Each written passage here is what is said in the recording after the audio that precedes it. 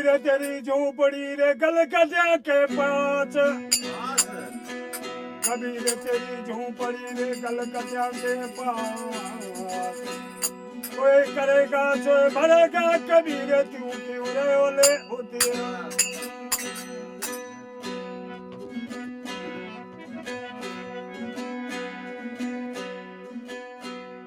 कबीर मारो कांगला रे टके वायो तीर, कबीर मारो कांगलो रे टके वायो तीर, वो पहले पड़े वरे पोखड़े ने पीछे पड़ो ने छरी।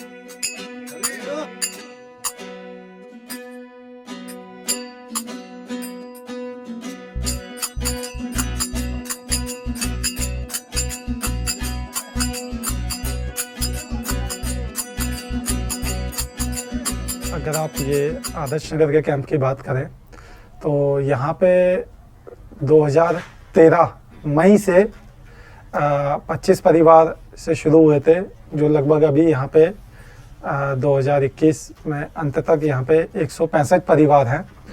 और 165 परिवार में अगर आप करेंगे तो लगभग 950 लोग हैं, जिसमें से 350 के आसपास महिला होंगी और 350 के आसपास ही पुरुष होंगे और बाकी बच्चे होंगे।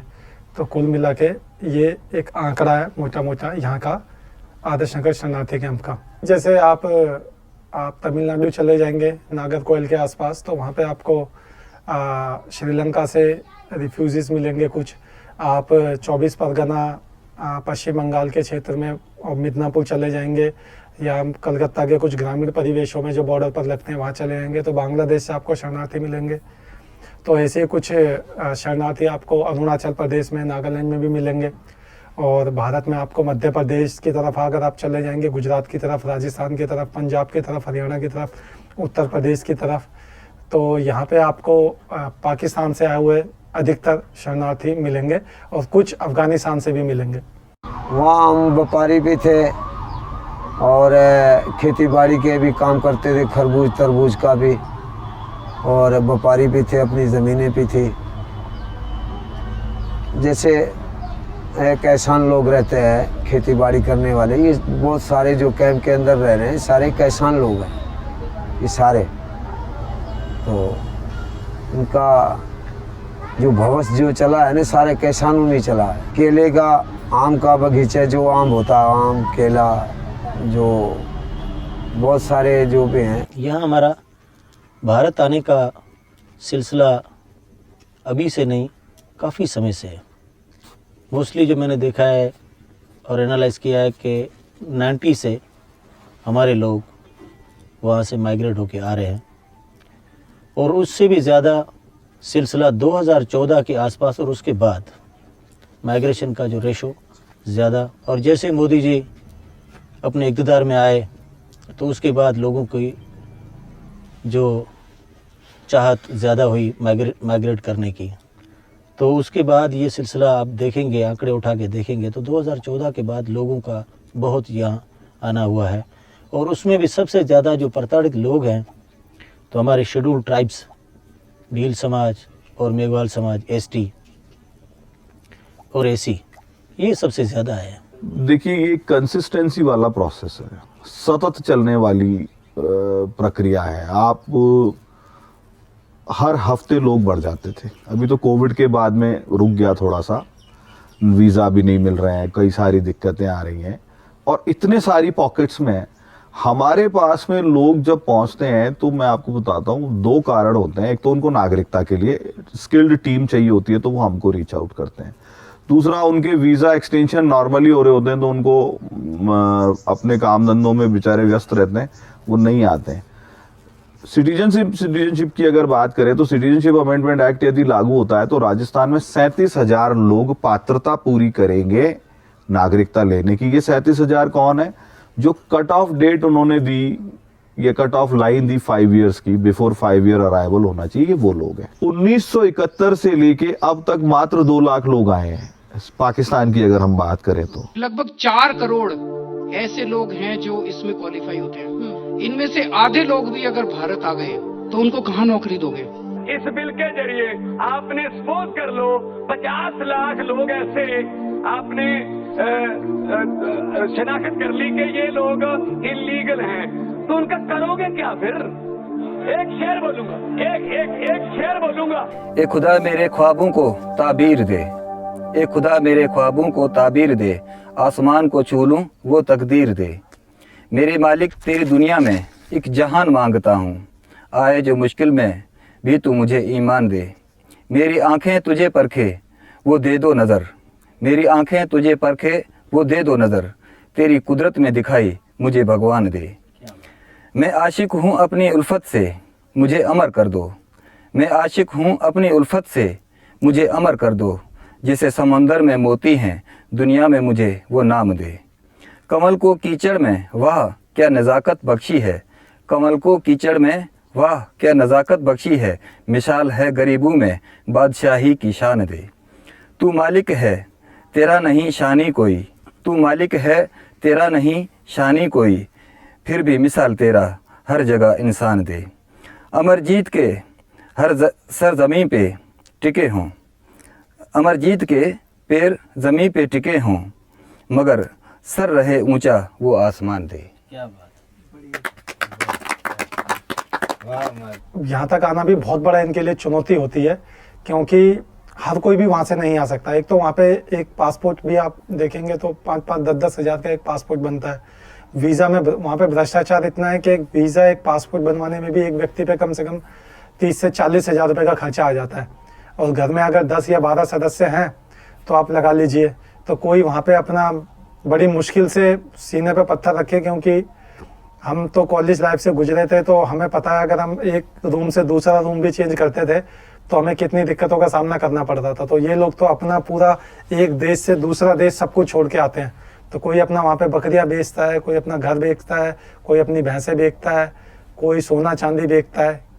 ये सब बेच के ये बड़ा मतलब आसान नहीं होता अपना जहाँ पे जन्म हुआ उनका वहाँ पे, लेकिन वो सब कुछ छोड़कर भारत की तरफ आना, तो इससे आप एक अंदाज़ा लगाइएगा कि कितनी बड़ी समस्या का सामना कर रहा होगा वो व्यक्ति जो अपना सब कुछ छोड़ के भारत आने के लिए तैयार है। देखिए, बेसिकली भारत आने के लिए किसी भी लेमैन को जो वीज़ा मिलते हैं वो जो दो सबसे ज़्यादा प्रैक्टिसिंग वीज़ाज हैं, वो है एक तो स्पॉन्सर वीज़ा जो 90 दिन का होता है और आप उसी शहर में जाते हो जहां आपका स्पॉन्सर रहता है। दूसरा जो सबसे ज़्यादा प्रैक्टिसिंग वीज़ा अब बन गया है वो है रिलीजियस वीज़ा। धार्मिक जत्थे लेके हरिद्वार की या हरमिंदर साहिब की, अमृतसर की यात्राओं पे लोग आते हैं।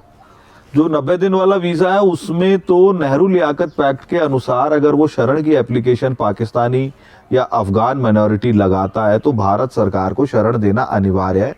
Government of India can not से नो विदाउट एनी लेजिटिमेट और नेशनल सिक्योरिटी रीज़न, तो इनको शरण सबको मिल जाती है। दूसरा है, जब ये देखा हमारे इस्टेब्लिशमेंट ने 2011, 12, 13 के दौर में कि ये तो भारत जा रहे हैं, वापस ही नहीं आ रहे,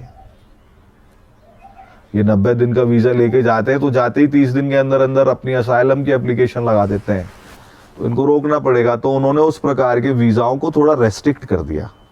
तो लोगों ने प्लान बी अपनाया, उन्होंने जत्थे की वीज़ा बनवाई, इधर आश्रमों से इधर उधर से कहीं से लिखवा के या अस्थियां विसर्जन करने के नाम पे। तो ये जब हुआ तो इस परिस्थिति में एक नई कहानी बनती है। नई कहानी ये बनती है कि इन्होंने धार्मिक वीज़ा लेने शुरू कर दिए। धार्मिक वीज़ा 30 दिन का होता है। 29th डे पे you have to go back, आपको वापस जाना ही पड़ेगा। अब अगर कोई 29वें दिन वापस लौट के 30वें दिन पाकिस्तान के बॉर्डर में एंटर नहीं हुआ तो इसका मतलब अब वो भारत में अवैध रूप से रह रहा है।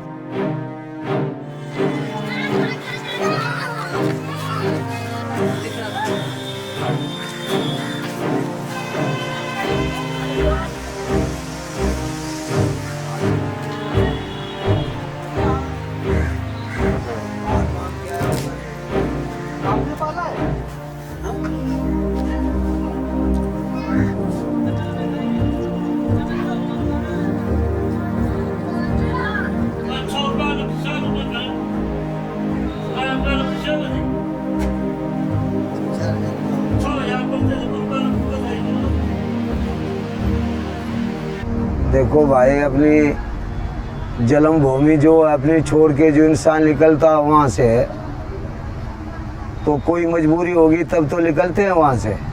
तो बहुत सारी समस्याएं वहाँ पे थी, बहुत सारी थी।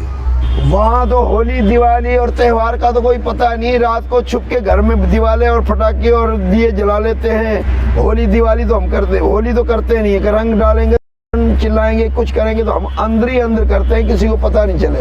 ये इशू हो जाए तो लड़ाई हो जाती है, कुछ हो जाता है, इसीलिए धर्म का वहाँ पता नहीं है। वैसे सर मैं डॉक्टर नूरजी भील पुअर फैमिली से बिलोंग करता हूँ। बड़ी मुश्किल से मेरी एडमिशन MBBS में हुई और होने के बाद 2000 में मैं पास आउट हूँ MBBS।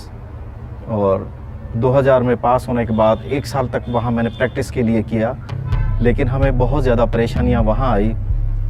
कुछ गुंडे क्लिनिक पे आए थे वहाँ पाकिस्तान में, तो 1 साल में मुझे 2 बार अटैक किया था कुछ गुंडों ने पिस्टल की नोक पे कि आप हिंदू या भील होते हुए यहाँ कैसे प्रैक्टिस कर सकते हैं या कैसे डॉक्टर बने हैं आपका तो डॉक्टर बनना ही नहीं है, आपको तो या तो किसी की गुलामी करनी है या कोई आप हमारे कोई भी लो कैटेगरी के काम वो ही करने हैं, आप कैसे सर उठा के ये डॉक्टर बन गए हैं। सर मेरे पे 2 बार अटैक हुआ था पिस्टल की नोक पे, और फिर जो है हम वहाँ पे भी हरास थे और प्रेशर था ज़रूर। वहाँ इस्लाम कंट्री है तो कन्वर्जन का प्रेशर था, हमें ज़रूर धमकियाँ भी मिल रही थी कि आप जो है या तो कन्वर्जन हो जाओ तभी आप ये डॉक्टर बन के अपना यहाँ पेशा कर सकते हैं। लेकिन हमने सर अपना कन्वर्जन, हम हिंदू हैं तो हिंदू रह के हमने वो उनसे रिफ्यूज़ किया और वही प्लान बनाया कि हम अपने देश भारत जाएंगे। एक नीडल सिलाई करने वाली, वो नीडल चुभ गई थी, क्रॉस हो गई थी फिंगर में, टिप ऑफ द फिंगर, उसमें ये जॉइंट में। तो वो लेके आए इमरजेंसी में। तो इमरजेंसी में हमने सिर्फ छोटा सा ही प्रोसीजर था, स्टरलाइज करके वो सारा के जैसे मेडिकल एक प्रोसेस होता है तो उसमें वो स्टरलाइज करके लोकल वगैरह दे के वो नीडल निकाल दी। और उसका जो अपने काउंटर पे जो एक मुनासिब चार्ज था वो मांगा, तो उस पर वो भड़क गए कि भाई आप ज़्यादा चार्ज ले रहे हो। तो सिर्फ यही बात थी और उस पर थोड़ा यानी बहसबाजी हो गई। और उसके बाद थोड़ी देर के बाद 15-20 मिनट के अंदर अंदर उन लोगों का पूरा गैंग आता है और पूरी हमारी हॉस्पिटल में तोड़फोड़ करता है। तो फिर हमने भी मज़ामत की, फिर सामना किया। उसके बाद जब मामला, हमारा स्टाफ थोड़ा ज़्यादा था तो उनको पकड़ने की ऐसी कोशिश की तो फिर उन्होंने फायर कर दिए, जिसमें 2-3 बुलेट्स मेरे को भी लग गई और भाई मेरे वहाँ पे मौजूद थे उनको भी लग गई। और ये कंडीशन थी वहाँ की। 1997 की बात है कि कुछ गुंडे बदमाश घर पे आए, उन्होंने मेरे अंकल को, रियल अंकल को किडनैप कर लिया और किडनैप करने के बाद 3-4 दिन तक वो गायब भी था और उस किडनैपिंग की फिरौती मांग रहे थे, फिरौती दें या इसको हम मारेंगे। लेकिन जैसे तैसे फिरौती तो हमारे पास थी नहीं, पैसा तो था नहीं, लेकिन उनको अंकल को बहुत ज़्यादा टार्चर किया, मारा पीटा और फिर बड़ी मुश्किल से वो कैसे पता नहीं जान बचा के भाग के उस चंबल से वो निकला। और फिर घर पहुंचने के बाद अंदर से वो हमारा था कि हम अपने हिंदू देश जाएंगे, हिंदुस्तान। और फिर बड़ी मुश्किल से हम जान बचा के यहाँ आए। सबसे ज़्यादा तो लूट मार वाला ही था मामला। लूट लेते थे, मार लेते थे, ठीक है, और किसी की बच्ची उठा लेते थे तो उसकी कोई सुनवाई वगैरह नहीं होती थी। बस आस पड़ोस में होता था, वो समझो हिंदुओं के साथ हो रहा है तो हमारे साथ ही हो रहा है, हम भी हिंदू है। बस वहाँ पे होती है लूट मार होती थी, ठीक है। जैसे कोई मोटरसाइकिल वगैरह आया कुछ भी है या कोई डाकू आ जाते थे घर में तो उसकी कोई सुनवाई वगैरह नहीं होती थी, ना रिपोर्ट ना पुलिस वगैरह कुछ नहीं, ठीक है। फिर वहाँ पे रहने का क्या फ़ायदा जहाँ पे इंसाफ ही नहीं मिले। इस वजह से दूसरों के साथ हो रहा तो हमारा भी नंबर लगना ही था, ठीक है ना। इस वजह से छोड़ के आ गए। 2 साल इधर हो गए हैं, उधर पाकिस्तान में ही करते थे, बाड़ी खेती के उधर ही काम करते थे, इधर भी करते हैं। दिक्कत तो उधर कोई हिसाब किताब नहीं दे रहे थे, हिसाब किताब नहीं दे रहे थे, जो दिक्कत ही है। वो खा जाते थे, फिर तो इधर आए, आपका मुल्क है, अपना आप रखा है मुल्क है। धार्मिक स्वतंत्रता अगर हम कम शब्दों में कहें तो वो वहाँ पे इनके लिए नहीं है। ये खुले तौर पे वहाँ पे दिवाली नहीं मना सकते, ये खुले तौर पे हिंदू वहाँ का होली नहीं मना सकता।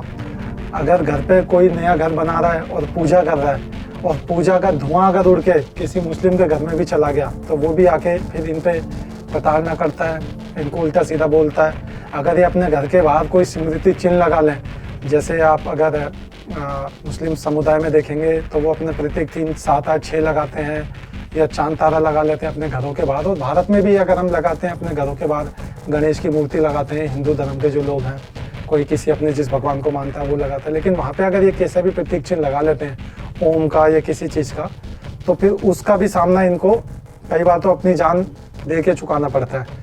तो ये है वहाँ पे धार्मिक स्वतंत्रता के नाम पर। तो ये एक बहुत बड़ा कारण है कि अपनी धार्मिक स्वतंत्रता वहाँ पे अपने धर्म को लेकर ये आगे नहीं बढ़ सकते। अपनी बहन बेटियों को खुले तौर पर वहाँ पे स्कूलों में वहाँ पे आप देखेंगे तो महिलाओं का साक्षर दर लगभग शून्य है, क्योंकि कोई अपनी बहनों को, बेटियों को वहाँ पे स्कूल नहीं भेजना चाहता, क्योंकि कब अपहरण हो जाए ग्रामीण परिवेश में और शहरी परिवेश में कोई गारंटी नहीं है। तो यह कारण है कि अपने बीवी बच्चों के लिए और अपनी धार्मिक स्वतंत्रता को बचाने के लिए, उनके भविष्य को रखने के लिए, संरक्षण बच्चों के, तो ये कोशिश करते हैं कि हम भारत की तरफ किसी भी तरीके से आए। वहाँ पे या तो धर्म परिवर्तन करके रह ले तो उसको कोई दिक्कत नहीं है। 100% है। एट्रोसिटीज़ की लेवल बढ़ गई है, एट्रोसिटीज़ की संख्या बढ़ गई है, एट्रोसिटीज़ की इंटेंसिटी बढ़ गई है। इतनी तीव्रता से हमारा एक कार्यकर्ता वहाँ था बेचारा, उसका मैं नाम नहीं ले सकता हूँ, उसको मार मार के उसकी बॉडी में 23 फ्रैक्चर किए गए। वो आज चलने लायक नहीं है वो व्यक्ति, और जवान लड़का 27 साल का। नए नए तरीके ये लोग आविष्कार करके हिंदू बच्चियों का बलात्कार करते हैं, हिंदू बच्चियों के साथ में उनका शोषण करते हैं। किसी को कोई 2-2 साल पुराने केसेस को जब हम खंगालते हैं कि जैसे रीना रवीना बच्ची थी, वो उठी थी आज से 2 वर्ष पहले, अब कहाँ है? तो उनमें से एक बच्ची मिलती है लाहौर के किसी वेश्यालय में। ऐसे तो आपने बड़ी गाजे बाजो शादी की थी और कहा था इस्लाम कबूल कर लिया और ये हमारी हो गई है, और आज वो एक वेश्यालय में बैठी हुई है वो बच्ची। वो अपना वीडियो देने को डरती है क्योंकि उसको गर्दन काट देंगे। जीवन तो उसको भी प्यारा है अपना, चाहे वेश्यावृत्ति में ही सही। तो ये दुर्भाग्य है, ये सब एट्रोसिटीज उनकी बढ़ी है। वो मियाँ मिट्टू जो है वो और भी खुल के खेल रहा है और भी अपने लोगों को प्रोवोक कर रहा है। आए दिन इनको लज्जा भी नहीं आती है। इनके मिनिस्टर्स और इनके जो ऑफिशियल्स हैं वो तो खुल के हिंदू विरोधी बातें करते हैं। कि अभी मेरी बेटी भी 8-9 साल की है, कोई जिहादी गन पॉइंट पे मेरी बेटी को मुझसे छीन के ले जाए और सेम डे अगर वो उसका जबरन धर्मांतरण करवा के और 4 गुना 5 गुना बड़े उम्र के आदमी से उसका निकाह करा दे, तो एक पिता होने के नाते मेरा जीवन लगभग समाप्त हो जाएगा। देखिए, ये एक नेक्सस काम करता है पाकिस्तान में। मीर पीर वडेरा, जागीरदारों की यानी वडेरों की प्राइवेट जेलें हैं, उनको पनिश करने के लिए अपनी जेलों में रखते हैं, इनकी बच्चियों को भोगदासी बना लेते हैं। और मीर यानी पूर्व राजा, यानी जागीरदार पूर्व राजा, और पीर दरगाहों के चिश्ती, मौलाना, मुल्ला, मौलवी, पीरजान सरंदी, मियाँ मिट्टू, ये ऐसे लोग हैं जिनके आपको यूट्यूब पे वीडियोस भी मिल जाएंगे कि 10 लाख काफिरों को मुसलमान बनाने के लिए मुझे अल्लाह ने भेजा है। और कोई भी हिंदू बच्ची उठाई जाती है तो अगले दिन उसका वीडियो आ जाता है इनकी दरगाह में कलमा पढ़ते हुए, बाय फोर्स कलमा पढ़वाया जाता है। कितने ही सारे केसेस हैं। तो ये जो नेक्सस है, ये हिंदुओं की तबाही के लिए, सिखों की तबाही के लिए, माइनॉरिटीज़ को ख़त्म करने के लिए वहाँ पे काम कर रहा है। ये बहुत ही स्ट्रॉन्ग नेक्सस है। और इसकी पॉलिटिकल पार्टी है पाकिस्तान पीपुल्स पार्टी, जो दिखने के लिए बहुत मॉडरेट और सेकुलर पार्टी बनती है, लेकिन सिंध पे वो कई सालों से राज कर रहे हैं। आई थिंक 30-35 साल से उनका कंसिस्टेंसी से वहाँ पे सरकार है, हुकूमत है, लेकिन वहाँ एक भी बच्ची लौट के वापस माता पिता को प्राप्त नहीं होती है। और अभी एंटी कन्वर्जन लॉ भी लाए थे सिंध की असेंबली में, एक प्राइवेट मेंबर लेके आए थे, मतलब एक प्राइवेट मेंबर बिल लाए थे। सदन के लोगों ने मानवीय आधार पे उसको अप्रिशिएट भी किया, लेकिन मुल्ला मौलाना बीच में कूद गए। तो वहाँ पे अब किसी भी माइनॉरिटी के लिए रहना लगभग असंभव हो गया है। और प्रताड़नाओं की सारी सीमाएं वो लोग लांघ चुके हैं। जो अच्छे रिच बिजनेसमैन हिंदू हैं, ऐसे भी हैं वहाँ पे, तो वो लोगों की स्थिति ये है कि जब इलेक्शन होता है सिंध में या बलूचिस्तान में, तो सिंध के हिंदू व्यापारियों को किडनैप करके उसकी रैंसम से नेता लोग चुनाव लड़ते हैं। तो जो कभी हमारे यहाँ बिहार के बारे में कहा जाता था कि अपहरण एक वहाँ पे पूरा एक उद्योग है, वो उद्योग पाकिस्तान में बंद ही नहीं, वहाँ चलता ही रहता है। और उसका सारा का सारा जो पीड़ा है वो माइनॉरिटीज को, हिंदुओं को, सिखों को, इन लोगों को भोगनी पड़ती है। तो अलग अलग स्टेट्स में इनका लेवल ऑफ प्रोसिक्यूशन अलग अलग है, बट मोटे तौर पे यूरोपियन यूनियन पार्लियामेंट की रिपोर्ट कहती है, और अभी भी एक ब्रिटिश पार्लियामेंटेरियंस की रिपोर्ट आई है कि 3 हिंदू बच्चियां प्रतिदिन पाकिस्तान में उनके घरों से उठाई जाती हैं। ये हिंसा और ये बलात्कार तो हमारे समाज के साथ आज 21वीं शताब्दी में 2021 के अंदर हो रहा है, हमारी नाक के नीचे, हमारी आंखों के सामने। One desperate Hindu father did wage a high-profile legal battle. Hari Lal alleged his 2 teenage daughters were kidnapped in March 2019 and forcibly converted. Authorities eventually agreed to investigate after he threatened to kill himself outside a police station, and the video went viral. कुछ नहीं कर सकते हो, बस वो कहना दे, मारो के बहनों को। ना रोई को बहुत याद करते हैं।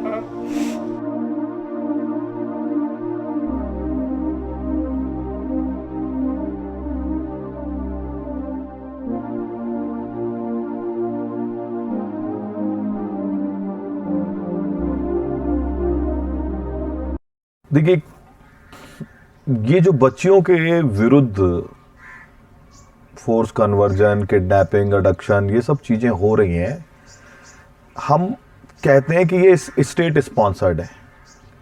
अब वेस्ट की दुनिया में या सिविलाइज वर्ल्ड में किसी को समझ में ही नहीं आता कि 21वीं शताब्दी में बच्चियों की किडनैपिंग, उनका फोर्स कन्वर्जन, उनका जबरन धर्मांतरण, उनके दुगनी चौगुनी उम्र के लोगों से निकाह और एंड में उनको फ्लैश ट्रेड में बेच देना, ये एक पूरी क्रोनोलॉजी है। अब इसको प्रूव कैसे करें? तो प्रूव करने के लिए रिंकल कुमारी केस की बार बार बात की जाती है ना। एक माइनर बच्ची गोटकी नामक जिले से किडनैप होती है। किडनैप होने के बाद में वो बच्ची कहीं मिलती नहीं है 1-2 दिन। उसके माता पिता पुलिस में जाते हैं, कोर्ट में भी जाते हैं, चारों तरफ गुहार लगाते हैं। बच्ची को एक बार भी, एक क्षण के लिए भी माता पिता से नहीं मिलने दिया जाता। और बच्ची कोर्ट में रो रही है, उसका सूजा हुआ मुंह, उसकी पिटी हुई, उसकी सूजी हुई आंखें, उसके पिटे हुए चेहरे को बार बार आप मार्क करके देख सकते हो। पर बच्ची को एक क्षण भी माता पिता से ना तो नारी निकेतन में बात करने दी जाती है, ना कहीं और करने दी जाती है। मियाँ मिट्ठू बरचंडी शरीफ दरगाह का चिश्ती, वो अपनी प्राइवेट मिलिशिया, प्राइवेट आर्मी लेकर के उस लड़के को गार्ड करता है और रिंकल कुमारी को अपने कब्जे में रखता है। ये पूरी दुनिया ने देखा, ये सारे मीडिया चैनलों ने देखा, और कुल मिला के वो बच्ची थ्रेटन्ड है, ये सबको दिखाई दे रहा है। एंड में क्या होता है? माता पिता केस लड़ते लड़ते पाकिस्तान की सुप्रीम कोर्ट तक चले जाते हैं। मुशर्रफ के खिलाफ आंदोलन खड़ा करने वाले एक बड़े रिफॉर्मर जज माने जाते हैं इफ्तिकार चौधरी। वो चीफ जस्टिस ऑफ पाकिस्तान होते हैं रिंकल कुमारी केस में 2012 में, और डबल बेंच में सुनवाई होती है। बच्ची को कोर्ट में पेश होने के आदेश पहले वाली तारीख में हो चुके होते हैं। माता पिता को बड़ी उम्मीद होती है कि बच्ची हमारी आज हमें सुप्रीम कोर्ट तो लौटा ही देगा। और सुप्रीम कोर्ट में दोनों पक्षों के आर्ग्यूमेंट होते हैं, और माता पिता का वकील कहता है कि साहब जबरन ले गए, बच्ची को मिलने नहीं दिया जा रहा, मियाँ मिट्ठू की प्राइवेट मिलिशिया गार्ड कर रही है, पूरा एक रेडिकल तंत्र चल रहा है, और माता पिता से बात तक नहीं करने दिया जा रहा बच्ची को। ऐसा कैसा निजाम है हमारा? और जो किडनैपर है उनके पक्ष का वकील ये कहता है कि उस लड़की ने अपना एक 100 रुपए का नॉन जुडिशियल स्टाम्प दिया है कि उसने अपने माँ बाप को अपनी मर्जी से छोड़ा है, उसने अपने पति से मर्जी से निकाह किया, और उसने अपनी मर्जी से इस्लाम कबूल किया है। लड़की को कोर्ट में बुलाया जाता है। लड़की ये कहती है कि जज साहब मुझे ये ज़बरदस्ती उठा के ले गया, मैं रो रो के थक गई हूँ, मैं बस मरना ही मेरा बाकी है, और इन्होंने मुझे हमेशा थ्रेट दी कि तू हमारे खिलाफ जाएगी तो हम तेरे माँ बाप को और तेरे भाइयों को सबको मरवा देंगे। ठीक है, और हुआ क्या? फैसला क्या आता है? फैसला ये आता है साहब कि सुप्रीम कोर्ट की डीबी में लोग ये कहते हैं, जज लोग ये कहते हैं कि लड़की ने 100 रुपए के स्टाम्प पेपर पे ये कहा है कि मैंने मर्जी से इस्लाम कबूल किया है, मर्जी से निकाह किया है, इसको अपने पति के साथ भेज दिया जाए। जबकि लड़की वहां कह रही है मेरे टुकड़े करके दफना दो कोर्ट में, पर मुझे इन राक्षसों के साथ वापस मत भेजो, मैं मेरे माँ बाप के साथ जाना चाहती हूँ। लड़की की फिजिकल सुप्रीम कोर्ट में दी हुई गवाही की कोई वैल्यू नहीं रही, और उस बच्ची को उन राक्षसों को वापस दे दिया। उसके गुहार लगाने के बाद, सुप्रीम कोर्ट में चिल्लाने के बाद, रोने के बाद, तड़फने के बाद। तो ये स्टेट स्पॉन्सर्ड क्राइम है जिसमें सरकार शामिल है, जिसमें पुलिस शामिल है, जिसमें ब्यूरोक्रेसी शामिल है, और जिसमें मीर पीर वडेरा का नेक्सस शामिल है। इसलिए रिंकल कुमारी केस की बार बार बात की जाती है। अभी वहां की पार्लियामेंट्री कमेटी ने भी बोल दिया, जॉइंट पार्लियामेंट्री कमेटी ने, अभी रिसेंट रिपोर्ट पब्लिश हुई है 5 दिन पहले, शायद 19 तारीख को पब्लिश हुई होगी, मैं आपको लिंक भेज दूंगा। ये तो उनके दोनों सदनों की समिति के सांसदों की रिसर्च फिर यही बात कह रही है, ये डेटा ऑफिशियल है। हमारे भील, मेघवाल, इंटीरियर में फंसे हुए निर्धन, दलित, ट्राइबल हिंदू, उनकी बच्चियां चली जाती हैं भैया, उनकी क्षमता नहीं है थाने में जाने की। अनरिपोर्टेड केसेस इससे 10 गुना ज्यादा है। Latest, a 14-year-old girl was kidnapped, forcibly converted and even married to her abductor Abdul Sabur in Sindh province's Mori district. दिन दिहाड़े हिंदू बेटियों को अगवा किया जाता है, उसके बाद उनका जबरदस्ती धर्म परिवर्तन करके मुसलमान बना दिया जाता है। उन्होंने बोला मैं मुसलमान हो गया, ना हमें मिलाया गया है, ना हमें कोई पता है। 5 दिन से हमें ये रुला रहे हैं, पता नहीं उनसे हमारी बेटी ने उन्होंने क्या 5 दिनों में पता नहीं कितना जुल्म किया होगा।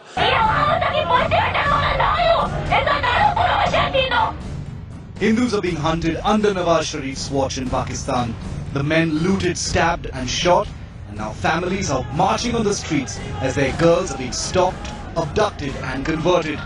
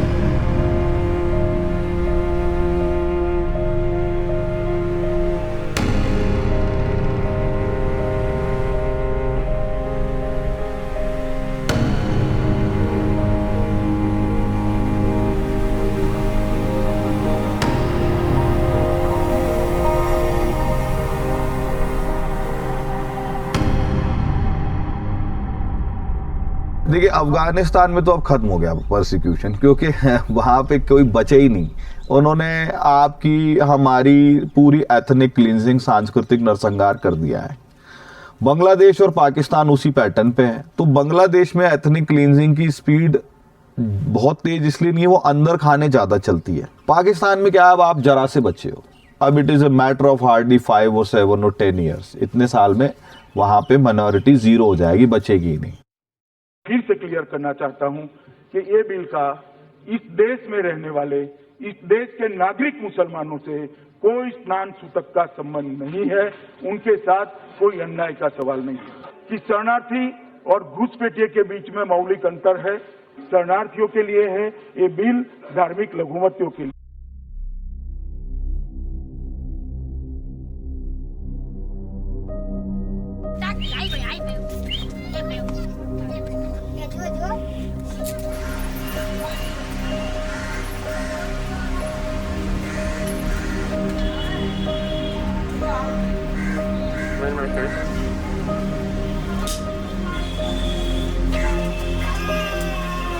हम लेके नहीं जाएंगे मस्त।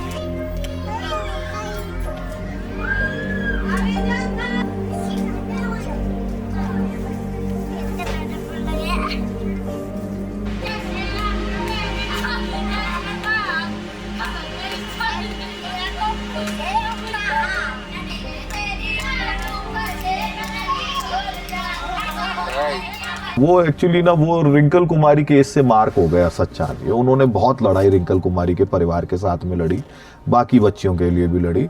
असद भाई वैसे तो मुस्लिम है और सुन्नी मुस्लिम है, सिंध के हैं, सिंधी हैं, तो हम अपना वचन नहीं निभा रहे इनके साथ धोखा करके इनकी बच्चियां उठा के। ऐसा असद भाई का एक थॉट प्रोसेस था which was very legitimate.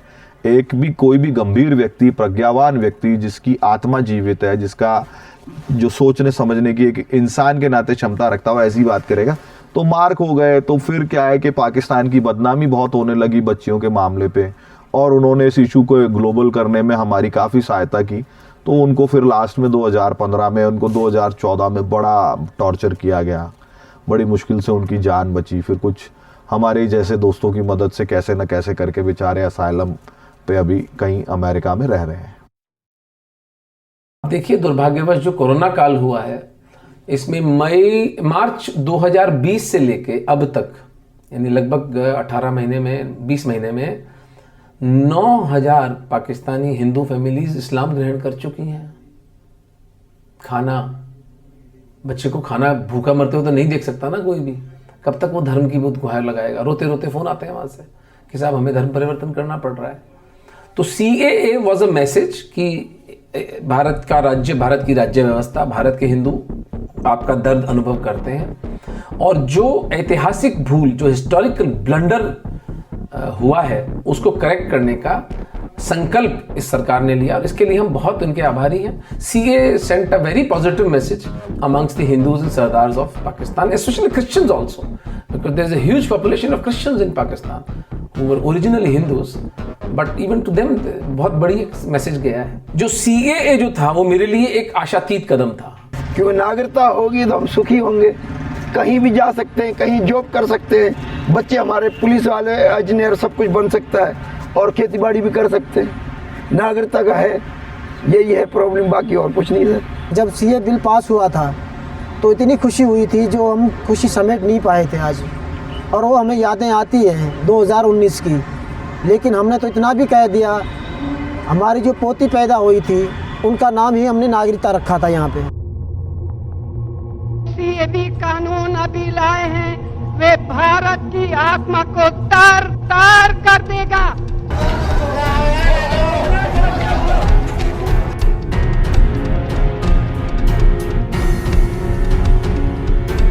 Northeast Delhi over the amended citizenship law has so far claimed 38 lives. Over 200 people have been injured in the violence.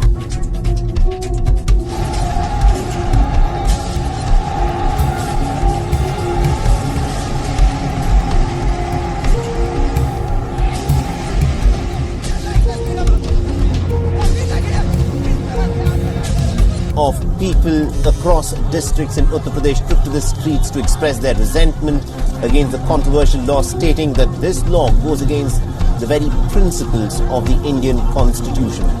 But the state government has, of course, imposed prohibitory orders on the people. We're trying to instigate the precisely, and that is why they must take responsibility. It is quite clear that there is complete pandemonium, especially in Muslim majority areas.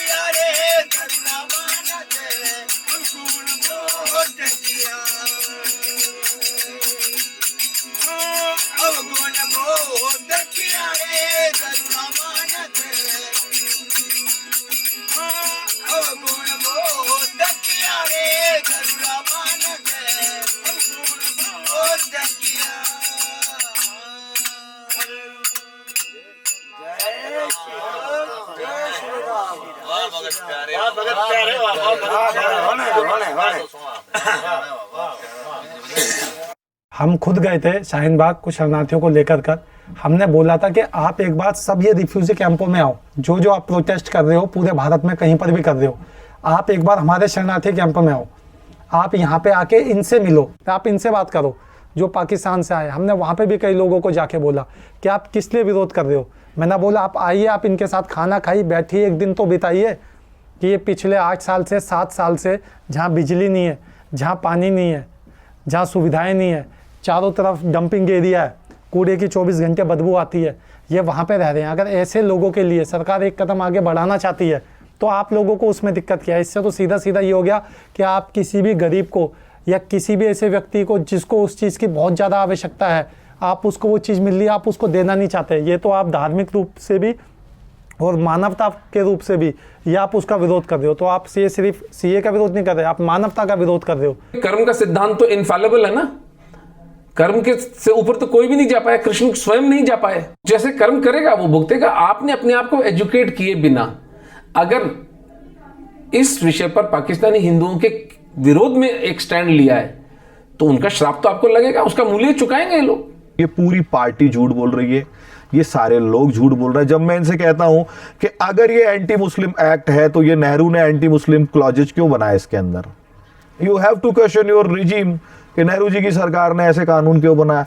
अरे भाई, समय की ये मांग थी, पाकिस्तान में minority पे 5-6 साल में अत्याचार चालू हो गए थे, वो बेचारे यहाँ नहीं आएंगे तो कहाँ जाएंगे। नेहरू लियाकत पैक्ट में तय हो गया था, जो तय किया, जो वचनबद्धता थी उसको निभाने के लिए रेरिया के आचार्य JB कृपलानी ने सिटीजनशिप एक्ट ड्राफ्ट करवाया और वो संसदों में पास हुआ, दोनों सदनों में।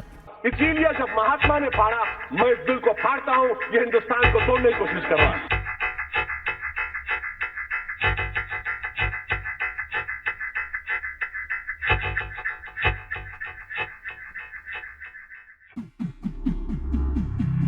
जान कुर्बान करने वाले IAB अधिकारी अंकित शर्मा की, जिन्होंने अपने फर्ज की खातिर और दंगे को रोकने के लिए अंतिम सांस तक लड़ाई लड़ी। 5 लाख लोग हमारे पास हो ऑर्गेनाइज्ड, तो हम हिंदुस्तान और नॉर्थ ईस्ट को परमानेंटली कट कर सकते हैं।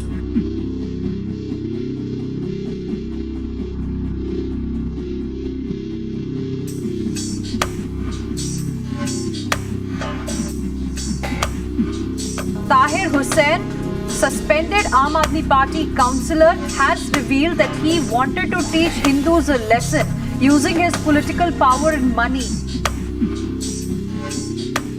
सरकार भी बहुत सारी जगह अपनी स्पाइन, अपनी रीढ़ सीधी करके दिखा नहीं रही है। हम तो मोदी जी का एहसान मानते हैं, अमित शाह जी का बहुत बड़ा उपकार मानते हैं निरीह बच्चियों को बचाने के लिए।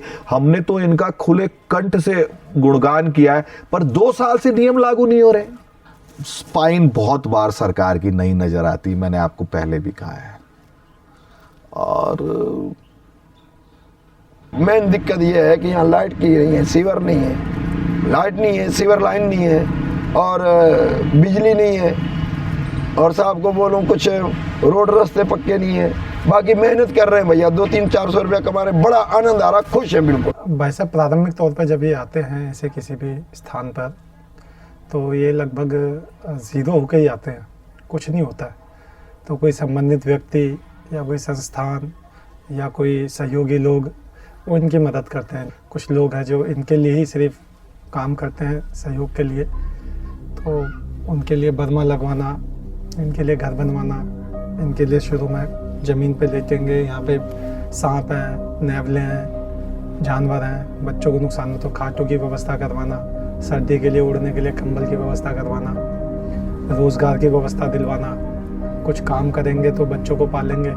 तो ये सब प्रारंभिक समस्याओं में इनको सहयोग करना होता है। बाद में फिर ये अपने पाँव पे खड़े हो जाते हैं तो फिर गाड़ी चलती है आगे, ऐसा होता है। तो शुरू में इनको मदद करनी होती है, वीज़ा से लेकर पूरा बसाने तक को लेकर के।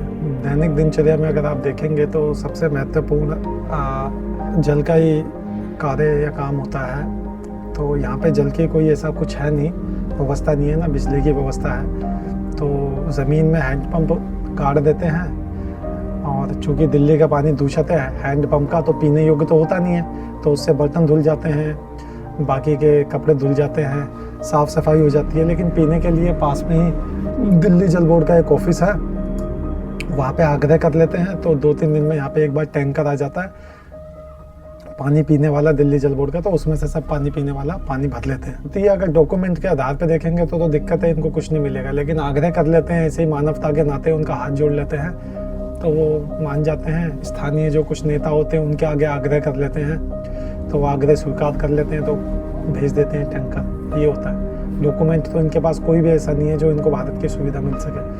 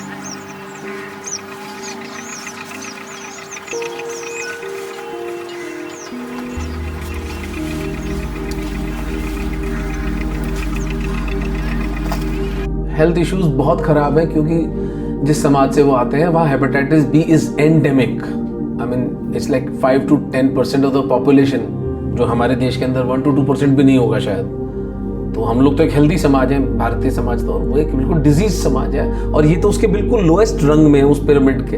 तो इनको तो कोई हेल्थ सर्विसेज, बहुत high incidence of hepatitis B and malnutrition और सब वो है। और एज डॉक्टर्स हम लोग कोशिश करते हैं क्योंकि भगवान की कृपा से हमारे को सब डॉक्टर्स का सपोर्ट है। पर ये काम मैं जयपुर में ही बैठे बैठे कर पाता हूँ कि जयपुर के अंदर कार्डियोलॉजिस्ट, गायनेकोलॉजिस्ट, ENT मैं खुद हूँ, आई सर्जन, सोनोग्राफी मेरी वाइफ करती है। हम सब लोग free of cost Pakistani Hindus को देते हैं वो। और इवन गवर्नमेंट का बहुत सपोर्ट है इसके अंदर। गवर्नमेंट का हमारे को बिल्कुल ओपन सपोर्ट है, इनको हम फ्री सर्विसेज दिलवा पाते हैं। Health issues are taken care of. अब जो जेनेरिकली बेचारे इनहेरिट करके लाए पाकिस्तान से, उसका तो क्या किया जा सकता है। बट अदरवाइज हेल्थ इश्यूज के कारण किसी को कोई कॉम्प्रोमाइज होता है, ना किसी को ऐसे सड़क पे मरने दिया जाता है। इवन कोरोना काल के अंदर they were taken care of. Hospital के भी बहुत चक्कर काटने पड़ते हैं। तो सरकार से हमारा ये निवेदन, हमारा कोई शरणार्थियों के लिए ऐसा कोई मतलब वो बनाया जाए, कार्ड बनाया है, ताकि हमें सरकार की तरफ से अपना हॉस्पिटल में अच्छी तरह हमें जिस तरीके से हमें सुविधा मिल सके वहाँ की। किसी को बुखार हो गया या किसी को डेंगू हो गया। अभी भी सिग्नेचर पुल पे हमारा एक और कैंप है जहाँ तो लाइट भी नहीं है, ना पानी की व्यवस्था बिल्कुल ही कम है, सिर्फ एक टैंकर आ रहा था। अभी कुछ मेरे हिसाब से बड़ा है, लेकिन वहाँ मच्छर इतने हैं ज़्यादा जिसकी हालत से एक डेंगू में 3 मेरे ख्याल में बच्चे थे उस महिला के, उसका डेथ हो गया है। हमने बहुत सा प्रयास किया, सरकार से भी कहा और दिल्ली सरकार से भी कहा, ऐसा नहीं मिले भी हैं हम CM साहब से, लेकिन जब भी आज तक कोई नतीजा सामने नहीं आया कि हाँ या ना। दिल्ली सरकार कहती है हमारे हाथ में है नहीं। बेसिक लिटरेसी तो होनी चाहिए कि वो सिग्नेचर कर सके, उनके डॉक्यूमेंट्स के साथ कोई फोर्जरी ना कर सके। तो बहुत करुणापूर्ण तरीके से जोधपुर के स्कूल्स ने हमें इन बच्चों को एडमिशन दिया है। हजारों की संख्या में RTE के माध्यम से इन बच्चों को फ्री एजुकेशन मिल रही है। बहुत से बच्चों की एजुकेशन निमित्त हमने फंड किया, हायर एजुकेशन जो कि कॉस्टली होती है, मेडिकल स्कूल की, इंजीनियरिंग कॉलेजेस की। वो हम लोग ज़्यादा सामर्थ्य, हमारे पास जितना पैसा आता जाएगा उतना हम करते जाएंगे। जितना पैसा हमारे पास में उसके ज़्यादा नहीं, 3-4 बच्चों की हमने सहायता की है, लेकिन हजारों बच्चों को RTE के माध्यम से हम बेसिक, प्राइमरी और सेकेंडरी लेवल की एजुकेशन दिलवा रहे हैं। 2012 में एक ऑर्डर राज्य सरकार से हमने कराया था और इस ऑर्डर के लिए मैं गहलोत साहब की सरकार की हमेशा तारीफ भी किया करता था। एज ए लीडर गहलोत साहब ने इस इशू पे और सभी पूर्व और वर्तमान मुख्यमंत्रियों से अधिक काम किया था। पर अशोक गहलोत जी के रहते हुए 2012 में राइट टू एजुकेशन में ये बच्चे एंटाइटल्ड है, ऐसा एक ऑर्डर हुआ है। तो उससे इनके सरकारी स्कूल में एंट्री के भी मार्क खुल गए, और प्राइवेट स्कूलों में जो रिजर्व सीटें होती हैं बिलो पॉवर्टी लाइन बच्चों के लिए, उसमें भी ये लोग जा सकते हैं। तो school education is not a big challenge. कुछ बच्चे MBBS भी कर रहे हैं क्वालिफाई करके, कुछ बच्चे इंजीनियरिंग भी कर रहे हैं। कोई प्रतिभावान छात्र बच्चा बच्ची हमें दिखता है तो हम उसको मोटिवेट भी करते हैं, उनके माता पिता को आश्वस्त भी करते हैं कि भविष्य में इनकी पढ़ाई लिखाई फीस का खर्चे में जो हमसे सहायता होगी हम अवश्य करेंगे। और मैनेजमेंट से भी मिलते हैं, कॉलेजों में बच्चों के एडमिशन हो जाते हैं, मैनेजमेंट को भी रिक्वेस्ट करते हैं। तो हमको कई कॉलेजेस ने, इंजीनियरिंग कॉलेज ने 50% डिस्काउंट्स भी दिए हैं बच्चों के लिए। हमने कहा भाई बच्चा इतना अफोर्ड नहीं कर पाएगा, हमारी संस्था के फंड्स भी लिमिटेड हैं, तो आधा कर दीजिए, तो आधा भी किया है। ऐसे समाज में लोग कंसीडर करते हैं। एक एफिडेविट बनवाते हैं, उसमें गारंटर के डॉक्यूमेंट लग जाते हैं, और एफिडेविट में कोई स्थानीय जैसे निगम पार्षद हो गया या MLA हो गया, इनकी मोहर लगती है, तो वो एडमिशन ले लेते हैं। अभी सबसे ज़्यादा प्रॉब्लम क्या आती है, जो बच्चे वहाँ पर पाकिस्तान से 12-15 साल का या 17 साल का जो बच्चा आता है, उसके लिए सबसे बड़ी प्रॉब्लम है। वो वहाँ बेचारा पढ़ता भी है तो वो उर्दू लैंग्वेज होती है, और दूसरा सिंधी और इंग्लिश, और यहाँ आने के बाद हिंदी से तो बिल्कुल अननोन होता है। तो वो हमारे लिए सबसे बड़ा चैलेंज, उस बच्चे का कैरियर यानी दाव पे होता है। वहाँ तो हमें यही था, हमारे बच्चे पढ़ेंगे जब भी कुछ नहीं होगा, अगर पढ़ लिख के नहीं पढ़ेंगे जब भी जाके किसान बनेंगे या किसी के मोहताज होंगे। जिस तरह की गुलामी पहले हमारे बड़े कर चुके हैं, हमारे बच्चे भी करेंगे। लेकिन यहाँ आने के बाद हमें ये विचार हुआ कि जिस तरीके से यहाँ के पढ़ लिख कर और नहीं कोई डॉक्टर बन जाएगा, हज़ारों में नहीं, संख्या में नहीं तो 100 में बन जाएंगे, 50 तो बनेंगे। हमारी इतनी मन की भावना जाग चुकी है। और जैसे भी हमारे सिटीजनशिप अमेंडमेंट बिल जो पास हुआ पड़ा है, वो अगर हमें सिटीजनशिप मिल जाती है तो हमारे बच्चे आगे बढ़ पाएंगे। हमें बहुत आशा है कि हमारे कुछ फौजी भी बनेंगे, भारत माता की सेवा करेंगे, कुछ डॉक्टर बन जाएंगे, कुछ मास्टर बन जाएंगे। जिस तरीके जिसका होगा उसको फल अवश्य मिलेगा, ये पूरी हमें आशा है। स्कूल के अंदर अब जो बच्चे लैडे मतलब गर्ल्स हैं वो अच्छी पढ़ाई कर रहे हैं, बाकी जो बच्चे हैं वो कुछ कम पढ़ पा रहे हैं। मेरे हिसाब से बच्चे आगे बढ़ पाएंगे यहाँ पे।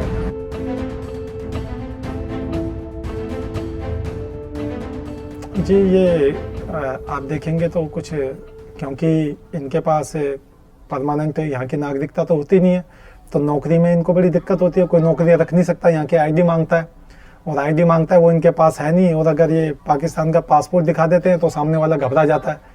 पाकिस्तान ने अपनी ऐसी इमेज पूरे विश्व में बना रखी है कि अगर उसका कोई पासपोर्ट भी दिखा दे तो सामने वाला पहले से घबरा जाता है।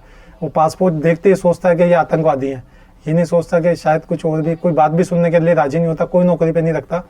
इसलिए मैक्सिमम से मैक्सिमम यहाँ पे जितने हैं वो सब स्वरोजगार, मतलब अपने ही कुछ करते हैं, कुछ मजदूरी करते हैं, कुछ ठेला लगाते हैं, कुछ फल बेचते हैं, कुछ सब्जी बेचते हैं, कुछ मोबाइल पे कुछ अपना मोबाइल का कुछ एसेसरी का काम करते हैं, या कुछ व्यक्तिगत कहीं पे लेबर का या बेलदारी का किसी के पास काम कर लेता है। तो ऐसा करके ये अपना जीवन यापन करते हैं।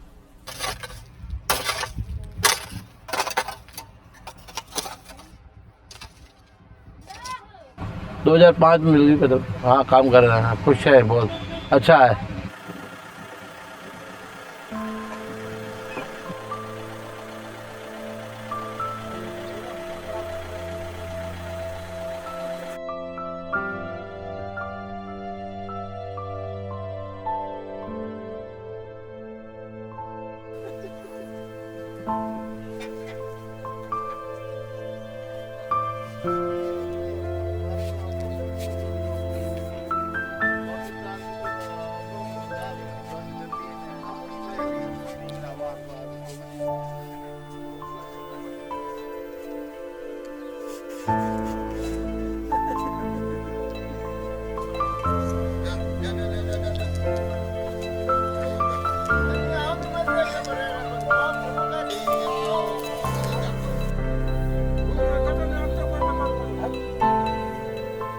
हाँ ये कुछ है, काम करते हैं, गाजर का काम करते हैं, सही है। इधर तो हो जाएंगे, पाकिस्तानी तो हो जाएंगे 100 से 125 हो जाएंगे, इतने, हाँ इतने हो जाएंगे सारे। आप 9 घर है, इतना हो जाएंगे, 9 घर है, इतना हो जाएंगे, 125 खड़े हो जाएंगे, 80 की 90 की 100 की करीब हो जाएंगे। हम हैं इस खेत के मालिक, गाजर बोते हैं और कुछ सब्जी भी करते हैं।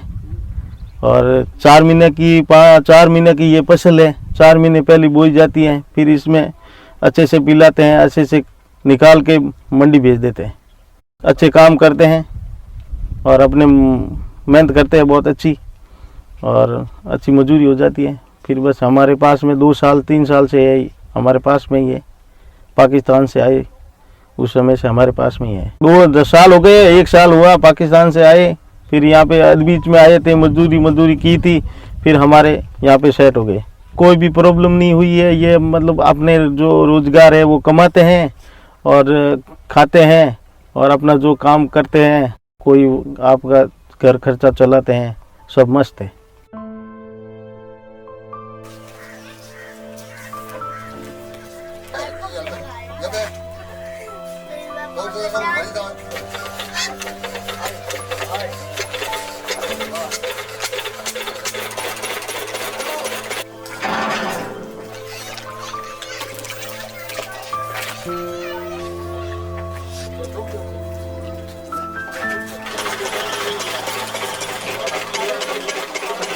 बोलते हैं ना लोग कि वहाँ से क्यों आए, आपका तो मुल्क वो है, ये आ गए पाकिस्तानी ये है। और यहाँ पे लोग, सबकी मैं बात नहीं कर रहा, कुछ लोग हैं जो नफरत भी करते हैं पाकिस्तानी होने के नाते, भेदभाव करते हैं। आगे खाई पीछे खड्डे वाला मामला हो गया। ऐसे ही यहाँ पे भी भेदभाव होता है पाकिस्तानी होने के नाते। चलो यहाँ पे सुकून की नींद लेके सो जाते हैं, वहाँ पे तो चौकीदारी वगैरह करनी पड़ती थी, फिर भी डाकू वगैरह आ जाते थे। यहाँ पे तो ऐसा कुछ मामला नहीं है, लेकिन भेदभाव तो है ना। बहन बेटी जानवान माल वो सुरक्षित है, लेकिन वही है बस, पाकिस्तानी हो पाकिस्तानी हो पाकिस्तानी हो। वो सर और कुछ नहीं था, बस मेरी फैमिली इधर आ गई थी और big brother is also here first came and after that I also came. I also doing work in hospitals. Qualified degree मेरी है MBBS की, वो मैंने India medical council of India और WHO से रिकग्नाइज्ड यूनिवर्सिटी, वहीं से मैं पास आउट हूँ। उसका सर एक एक्ट है 1956 का, मेडिकल काउंसिल ऑफ इंडिया। उस एक्ट में ये बिल्कुल मेंशन है कि जो सिंध यूनिवर्सिटी से पास आउट हैं उनको हम रिकग्नाइज करते हैं। मैं सर वहाँ से पास आउट हूँ, मेरे पास डिग्री है MBBS की, वहाँ मैं रजिस्टर्ड था, रजिस्ट्रेशन वहाँ पाकिस्तान की थी मेरे पास MCI रजिस्ट्रेशन तो नहीं, क्योंकि वो एक कंडीशन है कि आप पहले नेशनलिटी सिटीजनशिप लें, उसके बाद आप MCI का एग्ज़ाम दें। मैं भी MCI का रजिस्ट्रेशन का एग्ज़ाम दे के वहीं से ले लेता, लेकिन वो नहीं हो पाया।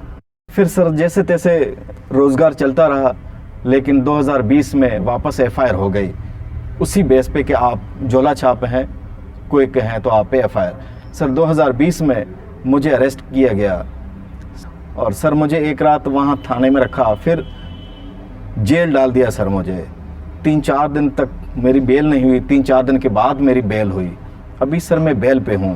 पहले वही 15-20-25 की OPD ज़रूर थी, और लेकिन वो भी डर के मतलब तो काम करना कि आपके पास रजिस्ट्रेशन नहीं है। पेशेंट का जो रेशो वो भी घटता जा रहा है। अभी हम तो सिर्फ पेट के लिए संघर्ष कर रहे हैं, 2 वक्त रोटी के लिए संघर्ष कर रहे हैं कि हमें जीना है तो रोटी खानी है, और बच्चों को चाहे मेरे परिवार को रोटी खिलानी भी मेरा फ़र्ज़ है सर।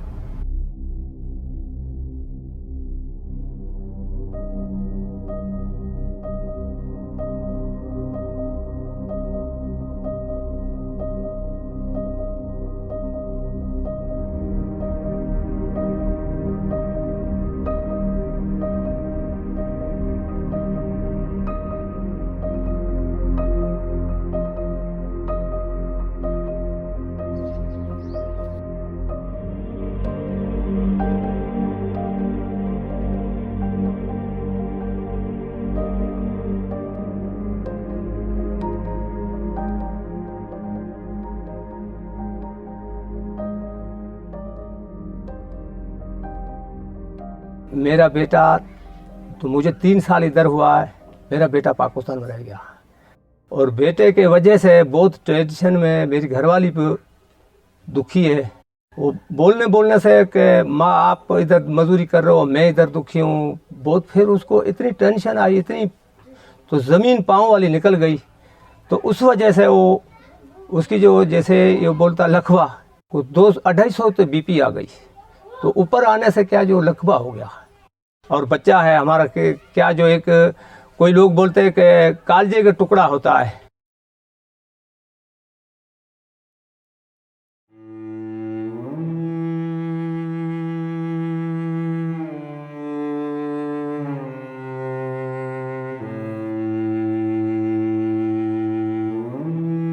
ये मेरी शादी की फोटो है और ये मेरे ससुराल का परिवार और ये मेरे ससुर के चारों भाई।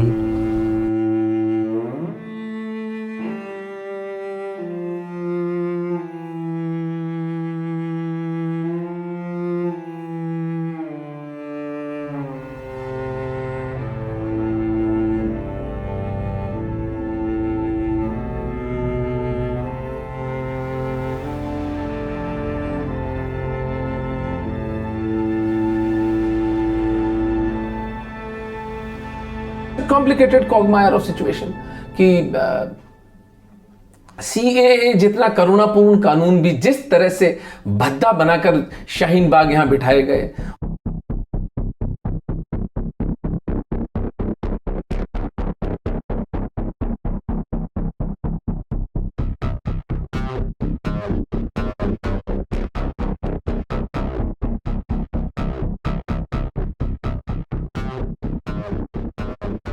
इसी राजस्थान की असेंबली ने सीए के खिलाफ प्रपोजल पास किया। यही पंजाब की असेंबली सीए के। तुम्हें मोहन सिंह की बेटी जगजीत कौर धर्म परिवर्तन करती हुई, कलमा पढ़ती हुई यूट्यूब पे वीडियोस पढ़े दिखाई नहीं दी? तुम्हें यूरोपियन यूनियन पार्लियामेंट की रिपोर्ट दिखाई नहीं देती है? अब जो कानून आया है सीए, उसमें आप 5 वर्ष से भारत में रह रहे हो, आपके पास सारे वैलिड डॉक्यूमेंट है, तो आप 5 वर्ष बाद में पाकिस्तान, अफगानिस्तान या बांग्लादेश के माइनॉरिटी हो तो आप नागरिकता ले सकते हो। वो यही कह रहे हैं। तो कैटेगरी जो नेहरू जी ने तय की थी, लाभार्थी कौन होंगे, वो सिटीजनशिप अमेंडमेंट एक्ट में नहीं बदले गए हैं। और एरिया, कौन से इलाके के, कौन से क्षेत्र के लोगों को ये लाभ मिलेगा, ये भी नेहरू जी ने तय किया था, मोदी जी ने तय नहीं किया है। इसलिए जब भी मैं किसी टीवी डिबेट में गया और वहां पे कांग्रेस के बड़े बड़े नेता थे तो मेरे प्रश्नों का उत्तर नहीं दे पाते थे, क्योंकि वो पूरी पार्टी और पूरे देश का लेफ्टिस्ट इस मामले में झूठ बोल रहा था। सिर्फ ये किया कि 7 वर्ष को 5 वर्ष कर दिया और साथ में ये किया कि बहुत निर्धन लोग हैं, पासपोर्ट रिन्यू नहीं करा पा रहे, वैलिड पासपोर्ट कहाँ से लाएंगे। तो अच्छा भैया 31 दिसंबर 2014 तक जो भी आया है, ऐसे आदेश राजनाथ सिंह जी और शिवराज पाटिल भी कर चुके हैं, इसमें कुछ भी नया नहीं है। तो हम उसको पाकिस्तान एम्बेसी में लाखों रुपए जमा कराने की, आने की, जाने की, परिवार के साथ धक्के खाने की आवश्यकता नहीं है। आप सिंपली कलेक्टर के यहाँ जाओ और अपना एक्सपायर्ड पासपोर्ट और 100 रुपए के स्टाम्प पे नागरिकता त्यागपत्र प्रमाण पत्र की घोषणा कर दो और आपको भारत की नागरिकता का लास्ट स्टेप ये होगा। बाकी न तो सीआईडी की जांच में कोई छूट है, ना आईबी की जांच में कोई छूट है, ना और किसी डॉक्यूमेंटेशन में छूट है। नेशनल सिक्योरिटी का मामला हो तो हम मांगते भी नहीं इस तरह की छूट, पर ये तो शुद्ध मानवीय काम था। न क्षेत्र बदला, न लाभार्थियों की कैटेगरी बदली, तो भैया ये एंटी मुस्लिम कैसे हो गया कानून? अगर ये एंटी मुस्लिम है तो नेहरू ने मुसलमानों का नाम नहीं लिखा था, तो इसका अपराध तो नेहरू के सिर है, मोदी के सिर कैसे है? ये सीए का एक ब्रीफ आपको बताया मैंने। यूनाइटेड नेशंस के अंदर मैंने जो मालूमात की, जो जानकारी मेरे पास है वो ये है, आपको लॉबिंग करनी पड़ती है, आपको वहां पर जाकर बैठना पड़ता है, आपको अपनी विक्टिमहुड उनको दिखानी पड़ती है कि यहां पर विक्टिम्स हम हैं भैया। सीएए जो विक्टिम्स है पाकिस्तान के हिंदू, सिख और ईसाई, उनके लिए लाया गया है। पाकिस्तान के मुसलमान उसके विक्टिम्स नहीं है। ये सरल सी बात इंडियन एस्टैब्लिशमेंट यूनाइटेड नेशंस को या अमेरिकन डिपार्टमेंट ऑफ स्टेट को समझा ही नहीं पाया। अब क्यों नहीं समझा पाया? प्रज्ञा की कमी है, इच्छा की कमी है। अमेरिका की 8 सिटी काउंसिल्स ने सीएए के विरोध में प्रस्ताव पारित किया, बिना ये जाने कि सीएए कितना करुणापूर्ण कानून है और कौन उसकी कीमत चुका रहा है उस धृष्टता की जो इस्लामिक जिहादी कर रहे हैं पाकिस्तान के हिंदुओं के साथ में? अभी तक पिछले 2 साल का जो एक्सपीरियंस है, 2-2.25 साल का, वो अच्छा नहीं है। मतलब वैसे नहीं हो पा रहा जैसे पहले होता था। अब 9 जनवरी को सिटीजनशिप अमेंडमेंट एक्ट लागू होगा, ऐसा हमारे पास कई माननीय व्यक्तियों के द्वारा सूचना आई है। हम भगवान से प्रार्थना करते हैं और हम माननीय अमित शाह जी से भी आग्रह करते हैं आप लोगों के माध्यम से कि जितना जल्दी हो इसको लागू करें। इन निरीह लोगों का कोई दोष नहीं है, इनको रहना तो यही है। अब बात ये कि यहाँ पर भी एक तरीके से ये गंदगी में पड़े हुए हैं, पॉलिटिकल हॉस्टेज हैं।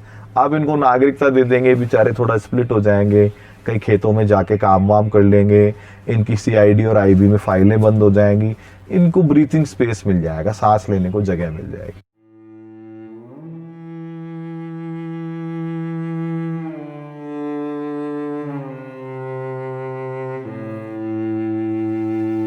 होली हो गई, दिवाली हो गई, कड़वा चौथ का व्रत हो गया, कड़वा चौथ तो पता ही नहीं है, और कावड़िया जो होते हैं शिव का, वो हो गया।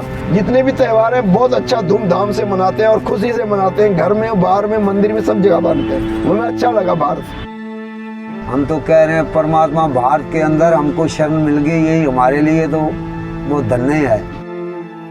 यहाँ खुशी से हमारे बच्चे जो हैं अपना त्यौहार मनाते हैं, खुशी से टीका लगाते हैं, खुशी से अपना बिंदिया लगाते हैं, सब महिलाएं। ये सारे लोग काम कर रहे हैं, मेहनत कर रहे हैं, मगर हम अभी तक हिम्मत नहीं हारी है।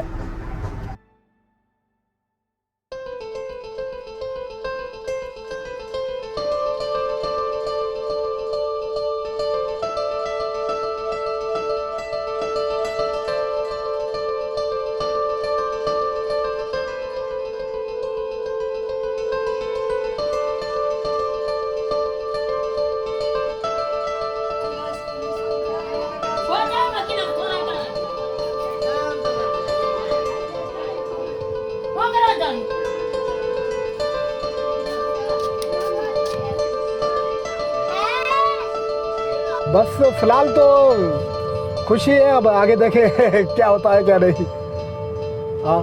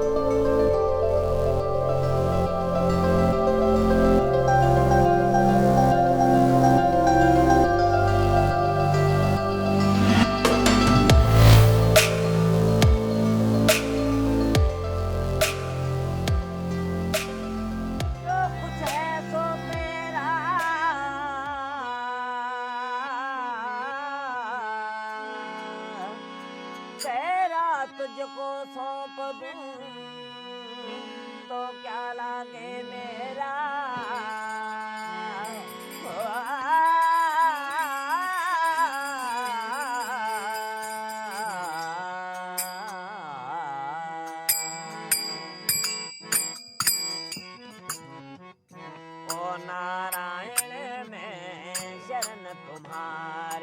China.